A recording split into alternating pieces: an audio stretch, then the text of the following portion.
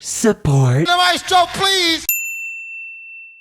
So we're into our third month now? Things have still been pretty slow. I don't know, maybe the Grammys this weekend will shake things up. This'll be for the week of March 13th, 2021. On this day in music back in 1975, Mamma Mia was recorded by ABBA, and they never intended to record it. They actually offered it to different artists. Regardless, it was released under ABBA and now is synonymous with not only a musical, but a film series.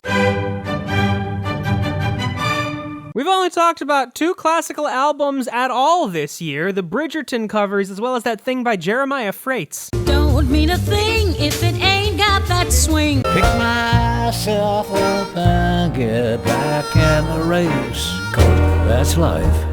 Ever since 1978's Stardust, Willie Nelson has always thrown out the occasional jazz album, especially in recent years. Given, I guess, Willie Nelson has always been somewhat close to the genre of jazz, especially considering his friendship with Frank Sinatra. Singing, I love rock and roll! Look at me, what you say? It's social debris. For those that really only know Alice Cooper for, let's say, School's Out, you might be surprised with the versatility he portrays in this album, but longtime fans of Alice Cooper will probably be more ready to accept this, going back to his roots of like jazz, blues, and soul music.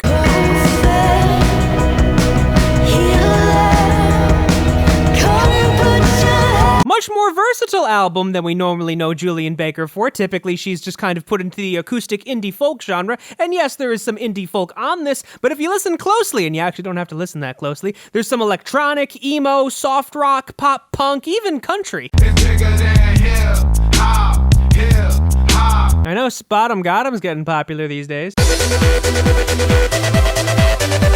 I know we talked about Daft Punk a lot last week, what with Random Access Memories and Discovery. A third album of theirs, though, did work its way up the charts, given not into the top 5, but you should check it out too, that being Homework. And now I need some help from the maestro, please! I came from nothing, I had to go get it, I had to finesse up the game with. I done did everything for the niggas that I love who stuck in the chain gang. I feel like this is the longest we've talked about a deluxe edition of an album, given the deluxe edition wasn't released too long after the original, and the numbers were already up there anyway. Let's go, cut all the fake shit, I see through it. Straight with the Cartier, here with the Louis. Stay with the Glock, I ain't gotta get to it. I hope people like his first album just as much as they're liking their first mixtape. This is gonna be a hard act to follow at this point.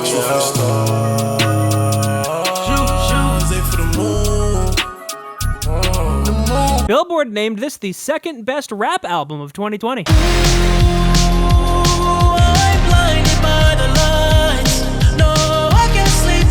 And since 2 weeks ago we talked about After Hours, here we are again talking about the highlights, really illustrating how Billboard kind of rectifies when multiple versions of songs or albums chart constantly. I think I'm gonna stay right here tonight, 'cause that could be dangerous. 'Cause that could be dangerous. Yep. Alright, so a few more new things to listen to, and keep an eye out for my Grammys video coming out sometime early next week, as they are this Sunday. And now I need some help from the maestro, please! Maestro!